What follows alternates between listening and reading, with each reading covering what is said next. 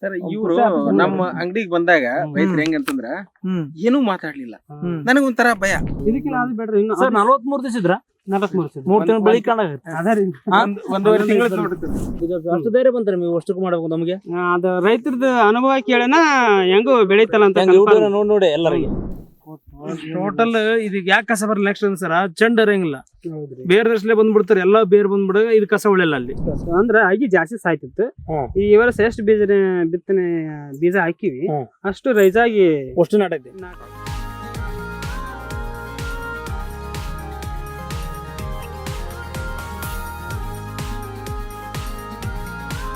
First ಎಲ್ಲ ಮತ್ತೆ ಬೆಂಗಳೂರಿಗೆ ಕೆಲಸ ಮಾಡ್ತಿದ್ವಿ. ಏನಾಯ್ತು ನಮ್ದು ಡಿಗ್ರಿ ಆಗೈತ್ರಿ.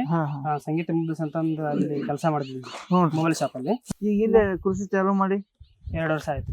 ಇವಾಗ ಹೋದ ವರ್ಷ ಶೇಂಗಾ ನೋಡಿದ್ನಿ ವಿಡಿಯೋ ನೋಡಿ ಯೂಟ್ಯೂಬ್ ಅಲ್ಲಿ ನೋಡಿ ಇದನ್ನ ಹಾಕ್ಬೇಕಂತ ಈ ಸರಿ ಫೋನ್ ಹಚ್ಚಿದ್ದೆ ಒಂದ್ಸರಿ. ಹೋದ ವರ್ಷ ಡಿಸೈಡ್ ಮಾಡಿದ್ರಿ? ಡಿಸೈಡ್ ಮಾಡಿದ್ರೆ ಇವ್ರು ಫೋನ್ ಹಚ್ಚಿದ್ದೆ. ಫೋನ್ ಹಚ್ಚಾದ್ಮೇಲೆ ಒಡ್ರು ಕಲಿಗೆ ಬರ್ರಿ ಅಂತಂದ್ರೆ ನಾನೇನಂತಂದ್ರೆ 60 ದಿವಸದಾಗೈತ್ರಿ ಆಗಲ್ಲ ಅಂದೆ. ಬೇಡಪ್ಪ ಈಗ ಹಾಕ್ಬೇಡ, ನೆಕ್ಸ್ಟ್ ಟೈಮ್ ಹಾಕು, ಕೆಮಿಕಲ್ ಯೂಸ್ ಮಾಡೇನ ಅಂತ ಹೇಳಿದ್ರು. ಆಮೇಲೆ ಇಲ್ಲ ಇಲ್ಲಿಗೆ ಬಾ ಬೇಕಾದ್ರೆ ನೀನು ತೋರ್ಸಿನಂದ್ರೆ ನಾ ಮತ್ತೆ ಹೋಗಕ್ ಹಾಲಿಲ್ಲ ನನಗೆ.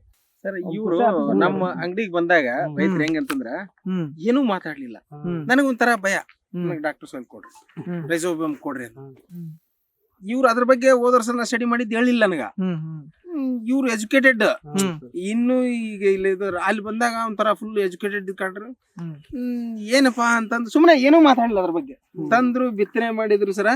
ಒಳ್ಳೆ ಡಾಕ್ಟರ್ ಸಾಲ್ ಒಯ್ಯಕ್ ಬಂದಾಗ ಸರ್ ನಮ್ದು ಹಿಂಗ್ ಚೆನ್ನಾಗಿ ಬಂದತ್ರಿ, ನಮ್ ತೋಟಕ್ ಬರ್ರಿ ಅಂತ. ಅಲ್ಲಿವರೆಗೂ ನಾನು ಈ ರೈತರನ್ನ ನಂಬೇ ಇಲ್ಲ. ಆಗ ಮತ್ತೆ ಒಂದ್ಸಲ ಬಂದು ನೋಡ್ಕೊಂಡೆ, ಇಲ್ಲ ಸರ್ ನಮ್ದು ನೋಡ್ರಿ ಇವ್ರು ನೋಡಿ. ಇವ್ರಾಗ ಎಷ್ಟ್ ಜನ ಹಾಕಿರಿ ಸರ್ ನಿಮ್ ಊರಾಗ? 3 ಜನ ನಾನು ಫಾಲೋ ಮಾಡಿದ್ರಿ ಸದ್ಯಕ್ರಿ ಪ್ರೆಸೆಂಟ್ಲಿ. ಮತ್ತೆ ಉಳಿದವರೆಲ್ಲ ಕೊಡ್ ಸಣ್ಣಕತ್ತಾರ ಆಲ್ರೆಡಿ. ಕೆಮಿಕಲ್ ಹಾಕಿ ಇಲ್ಲ ಐತಿ ನೋಡ್ರಿ. ಅದು ಒಂದ್ ದಿವಸ ಫಸ್ಟ್ ಅದು ಒಂದ್ ದಿವಸ ಅದು ಸೇಮ್ ದಿವಸ ಬಿತ್ತಿರಿ. ಈಗಾಗಲೇ 15 ದಿವಸ ಕಾಣತ್ರಿ. ಅದು ಇನ್ನೂ ಬೆಳವಣಿಗೆನೇ ಇಲ್ಲ. ಇಲ್ಲ ಕೆಮಿಕಲ್ ಹಾಕಿರೋ ಸರ್ 43 ದಿವಸ ಇದ್ರ 43 ತಿಂಗಳು ಬಳಿ ಕಾಣಾಗತ್ತೆ. ಅದರಿ ಒಂದೂವರೆ ತಿಂಗಳು ಯಾವುದೇ ನ್ಯೂಟ್ರೆಂಟ್ ಕೊರತೆ ಇಲ್ಲ. ಈ ಹೊಲ ಅಡ್ಡ ನೋಡ್ರಿ ಎಷ್ಟು ಮಿದು ಐತಿ. ಹೆಂಗ ಅನ್ಸತ್ತೆ ನಿಮ್ಗೆ? ಹೋದ ವರ್ಷಕ್ಕೆ ಈ ವರ್ಷಕ್ಕೆ ಹೊಲ ಮಾತ್ರ ಕೇಳಿ ತೋರ್ಸಿ ಸರ್. ಏನ್ ಸರ್ ಕಲ್ಲು ಭೂಮಿ ಸರ್ ಇವು ಕಲ್ಲು ಭೂಮಿ ನೋಡಿದ್ರಿ ಇವು.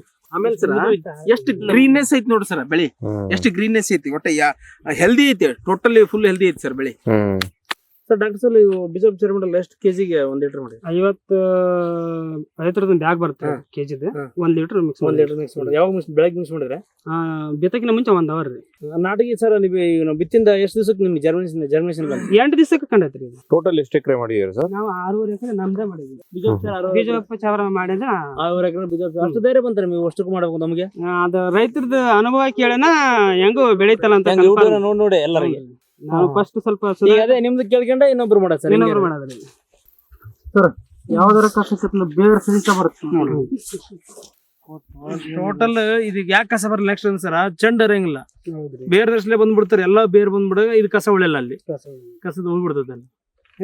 ಕಸನ ಇಲ್ರಿ. ಅದು ಯಾಕೆ ಗೊತ್ತಿಲ್ಲ. ಹೋದ್ರ ಸಿತ್ರಿ ಕಸನ ಇಲ್ರಿ. ಇದಕ್ಕಿನ್ನ ಒಂದೊಂದ್ ಕಾಣಿಸುತ್ತಿಲ್ರಿ. ಅಲ್ಲಿ ನೋಡ್ಬರ್ರಿ ಒಂದ್ ಕಸ ಕೂಡ ಇಲ್ಲ. ಅಲ್ಲಿ ಕಾಳೆ ತೆಗೆದು ಈ ತೆಗೊಂತಾರೆ ಇನ್ನು ಇವಾಗ ಸ್ಟಾರ್ಟಿಂಗ್. ಅದು ಸುಮ್ನೆ ಒಂದೊಂದ್ ತಕ್ಕರ ಅಂತ ಹೇಳಿ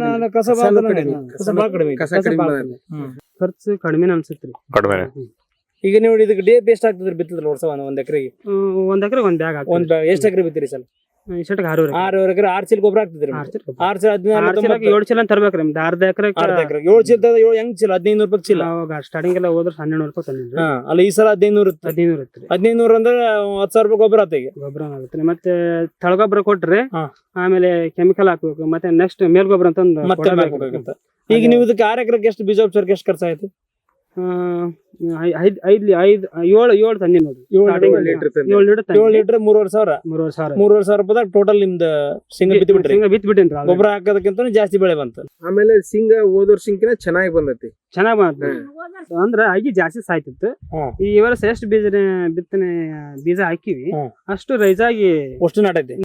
ಒಟ್ಟಿನಲ್ಲಿ ಈಗ ನಮ್ಮ ಇಲ್ಲಿ ಸುತ್ತಮುತ್ತ ರೈತರು ಶೇಂಗಾ ಬೆಳೆ ರೈತರು ಏನ್ ಹೇಳಕ್ ಇಷ್ಟ ಪಡ್ತಾರೆ ನಿಮ್ ಕಡೆಯಿಂದ? ಅಂದ್ರೆ ಡಾಕ್ಟರ್ ಸಾಯಿಲ್ ಯೂಸ್ ಮಾಡೋದ್ರಂದ್ರಿ ಭೂಮಿನ ಸ್ಮೂತ್ ಆಗುತ್ತಾ, ಆಮೇಲೆ ಬೆಳೆ ರೈಸ್ ಆಗುತ್ತಾ, ಮಾಡ್ಬೇಕಂತಾರೆ ಸರ್ ನಿಮ್ಮ ಹೊಲದಲ್ಲಿ ಇವು ರೈಸೋಬಿಯಂ ಗಂಟುಗಳಂತ ಇದನ್ನ ನಾನು ಕಿತ್ಬೇಕಾದ್ರೆ ಬಹಳ ಸ್ಮೂತ್ ಇರುತ್ತೆ ಸರ್. ಅಂದ್ರೆ ಭೂಮಿ ಎಲ್ಲಿ ಫಲವತ್ತತೆ ಇರುತ್ತೆ ಸರ್, ಎಲ್ಲಿ ಸೂಕ್ಷ್ಮಾಣುಜೀವಿಗಳ ಚಟುವಟಿಕೆ ಹೆಚ್ಚಾಗಿರುತ್ತೆ ಸರ್, ಅಲ್ಲಿ ಈ ರೀತಿ ಗಂಟುಗಳು ಇರುತ್ತೆ ದ್ವಿದಳ ಧಾನ್ಯಗಳಲ್ಲಿ. ಈ ಗಂಟುಗಳು ಏನ್ ಮಾಡ್ತಾವಂದ್ರೆ ನಿಮ್ಮ ಒಂದು ಈ ವಾತಾವರಣದಲ್ಲಿರುವಂತಹ 78% ಸಾರಜನಕ ಇರುತ್ತೆ ಸರ್ ಇಲ್ಲಿ. ಆ ಸಾರಜನಕನ ಈ ಡೈರೆಕ್ಟ್ ಈ ಬಳ್ಳಿ ತಗೊಳಕ್ಕಾಗಲ್ಲ ಸರ್. ಈ ಬಳ್ಳಿ ತಗೊಳಕ್ಕಾಗಲಾರ್ದೆ ಅವಾಗ ಇದು ಮೀಡಿಯೇಟರ್ ತರ ಕೆಲಸ ಮಾಡುತ್ತೆ ಸರ್. ಯಾವ ತರ ಅಂದ್ರೆ ಆ ಸಾರಜನಕನ ಹೀರ್ಕೊಳ್ಳುತ್ತೆ, ದೊಡ್ಡದಾಗ್ತಾ ಹೋಗುತ್ತಲ್ಲ ಸರ್, ಅದಕ್ಕೆ ಏನ್ ಸಿಗುತ್ತೆ ಅಂದ್ರೆ ಕಾರ್ಬೋಹೈಡ್ರೇಟ್ ಸಿಗುತ್ತೆ.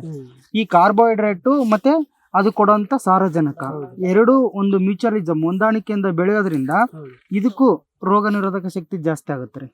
1 ಕ್ವಿಂಟಲ್ ಬೀಜ ಹಾಕಿದ್ರೆ 60% ಹುಟ್ತಾ 60% ಹುಟ್ಟಿ 40% ಹುಟ್ಟ ಸಿಂಗನ ಹುಟ್ತಾ ಇರಲಿಲ್ಲ ಅಂತ.